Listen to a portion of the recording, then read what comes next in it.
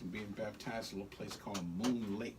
First Lady B is on the scene with me, you know. Good morning. You said Boom Lake? No, Moon Lake. Oh, Moon Lake. Yeah. Oh my. And thing about it is, truly, it was a lake. I mean, you know, we're talking muddy water. Yeah, that's all that's all I'm visioning in my head. Yeah, Lord. and you got the right vision too. Yeah. You're like, I looked at the preacher, you know, I'm a little fella. Yeah, you know, yeah. I'm like, sure we need to do go out this. here. See, I have a thing about muddy water and snakes. Oh yeah, you come on. But anyway, good morning, First Lady. Good morning. Good morning. 1300 WOAD 103.5 FM. We're streaming live on the web at WOAD.com, and of course, if you look on Facebook, we're live there too. Yep. As we do our thing. Yes. And of course, you're gonna be seeing more and more of me doing the Twitter thing. Yeah. And stuff like that as well as we move forward. Yeah. Kind of get with the social media. Yeah. Thing there. But what's on the agenda? So you know, first we got to talk about Oprah and Sunday night. And I couldn't wait to get here today. I told them you were going to talk about yes, this Lord. today, you know. Yes, Lord. You know, that's our girl. Oprah was looking all presidential. When I tell you, Oprah looked, sounded presidential. So first of all, once I got past the speech, because I had that whole night, you know, my husband to tell you, I was running from the kitchen to the bedroom to the living room watching her speech because I was cleaning up Sunday night, cleaning up at the same time.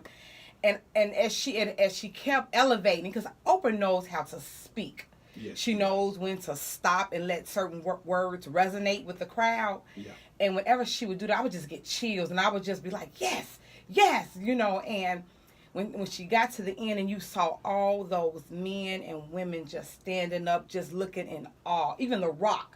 I mean, they were just looking like, this is our next president. That's literally how they were looking. And Seth Meyers set it up so perfectly doing his opening monologue when he was like, you know, that's how, when he did the, I forgot what they called it, the dinner, the presidential, you know, the dinner for the, I forgot what they called it. Anyway, he was saying, correspondence dinner. Yeah, he opened up his monologue saying that, you know, it's because of his monologue at that correspondence dinner that when he was talking about Donald Trump, is what motivated him to run for president. So he called himself going to use reverse psychology on Oprah doing the opening monologue, and you know, was poking at her and then poked at Tom Hanks to be her VP. So I'm like, I'm here for that. You know, I'm here for that. Hey, I'm down for that.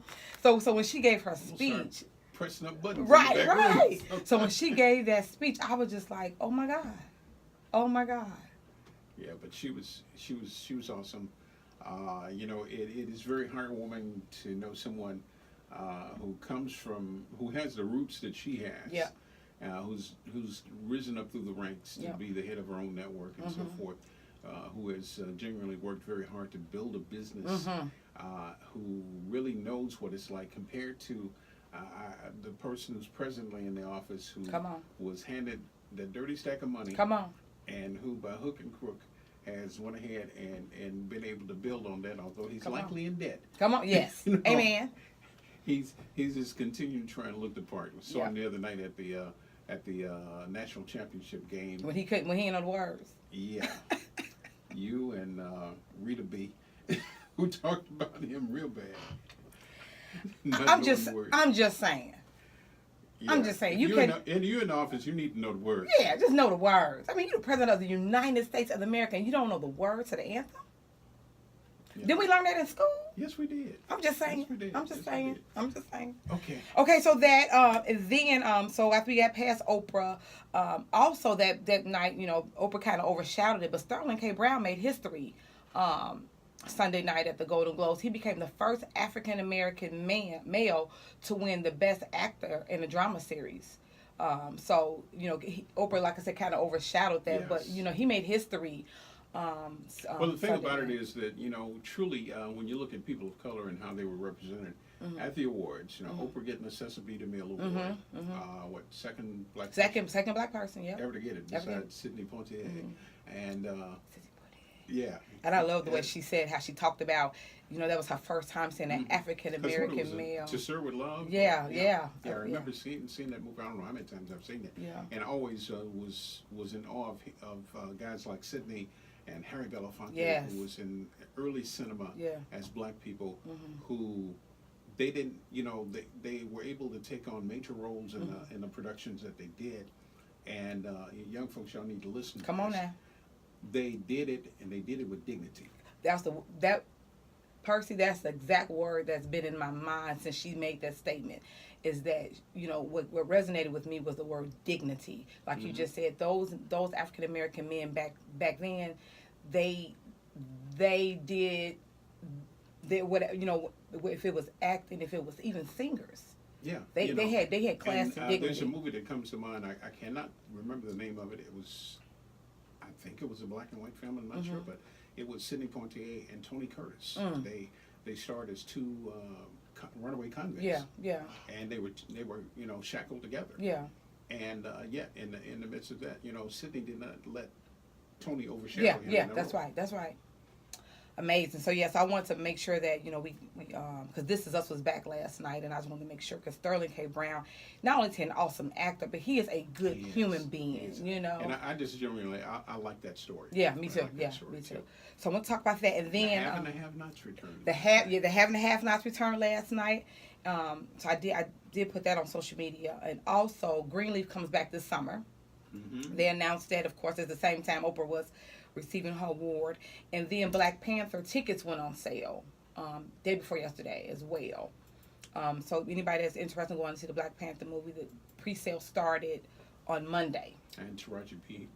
Henson's new movie starts Friday. Friday, her movie comes out Friday, and she, she's on this, she's doing promo right now, media rounds for the movie, and she talks about being a woman over 40. I had no idea that girl was over 40. I think she's like 47, 48, and she was saying, how when they came to her to do it, she was like, "Do y'all realize how old I am?" And so she wanted, the studios to know that, women over 40 can still kick butt in action movies. And I said, that girl look good to be. I think she's like 47, 48 years old, so she looks good.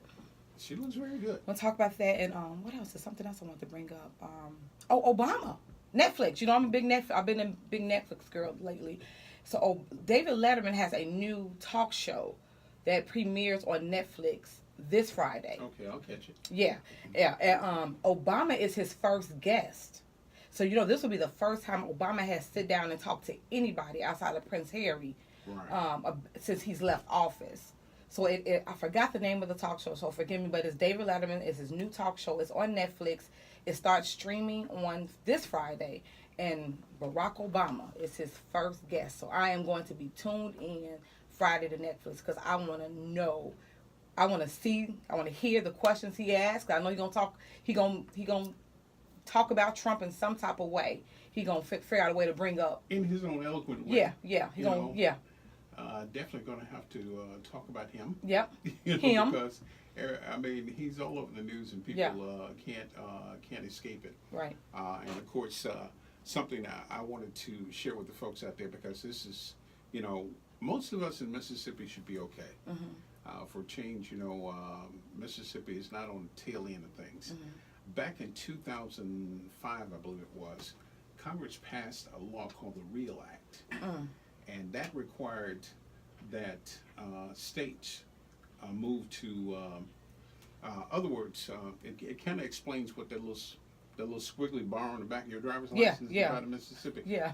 You've been barcoded, you just didn't know it. Oh, my. And what it does, it contains information about your address, birth date, social security number, as well as your immigration status. Wow. And Mississippi's been doing that for several years now.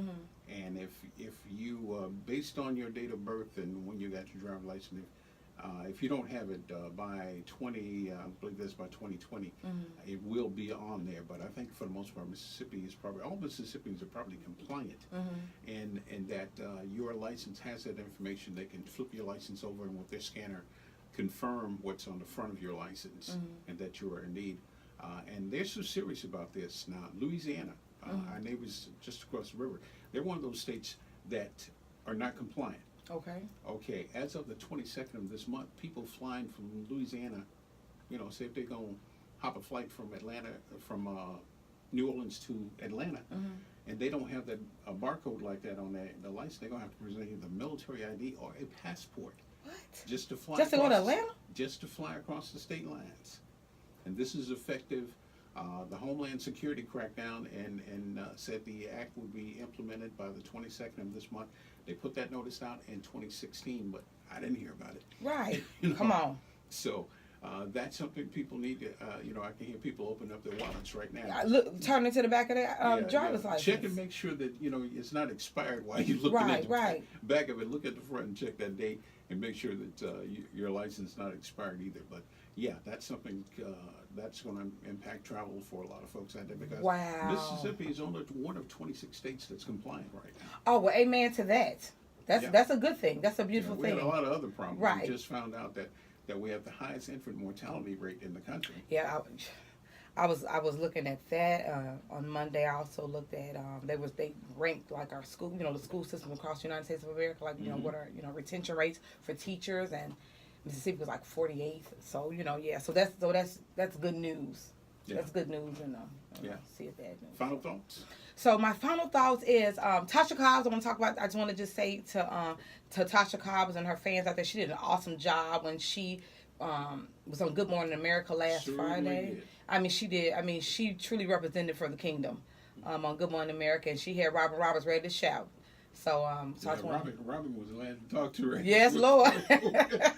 Yes, Lord. So, and of course, for those of you who don't know, Robin Roberts, folks to make their home down on the coast. Yes, and it all came out when Tasha Cobbs was on her show. So, I want to talk about, just say congratulations to Tasha Cobbs for that and representing the kingdom. Awesome. And then shout out to my husband, Ernest E. Slaughter Sr. and our new Caney Creek Missionary Baptist Church family.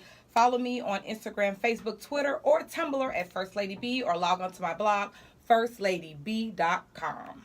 All right. It has been said, and it will be done. Keep it here on WOAD.